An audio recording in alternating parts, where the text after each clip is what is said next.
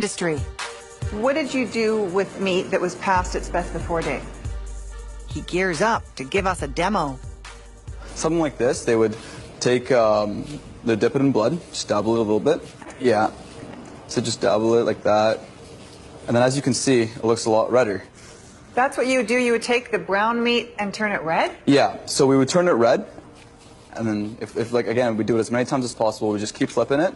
We would rewrap them and put down a new sticker, which came with a new best before date that extended the shelf life. And you won't look at ground beef the same when you hear this.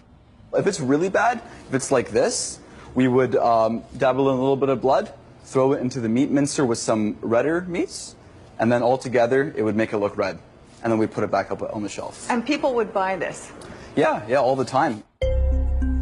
Sounds misleading, but food safety expert Keith Warner helps us recreate what we've heard is going on with meat.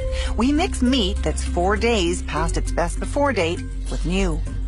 How does it smell? I'll let you do the honors. Not too good. Not too good. Turn it on. So how's this new blend look? Looks totally fresh. It's well disguised. Yeah, that looks good. But could it be bad for you? We send it off for testing. I'm curious how it tested. So what we found was the meat was absolutely loaded with bacteria after only 1 day. It was loaded with these type of bacteria called Enterobacteriaceae.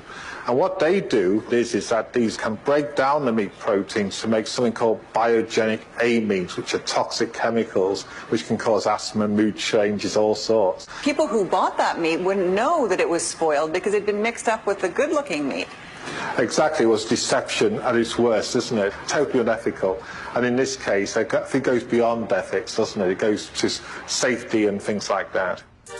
Zahir has experience working in the grocery biz. Like others we hear from, he says mixing old meat with new happened all the time. Who told you to do this? So the butcher and my supervisor, or a lot of times he'd bring it in for me. He'd bring in like a stack of like meats that were brown, slam them on the table and be like, Zahir, unwrap these and relabel them and stack them back up on the shelves. So what advice does he wish he could have given his customers? Don't buy from the front of the shelves. Reach on behind, grab this stuff in the back. That stuff is usually a little newer. There's a secret reason some stores are adding sauces and spices to meats.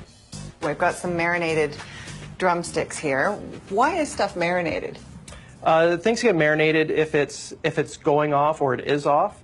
They will marinate it to hide the odor, and if there are any dark spots or whatever, to mask that and then put it out for sale. And things that are marinated actually sell for more.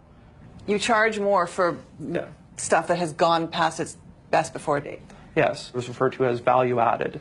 So because you're adding something to it, it increases the price. So in our store, things like steaks, strip loin steaks, they were going off, they were expired essentially, would be coated in some sort of barbecue marinade or cracked pepper, something with a really strong odor to hide the rotten smell. What was the reason given for doing this? It's all about profit and money, and the health of the consumer is not really a concern, it's how much money I can make.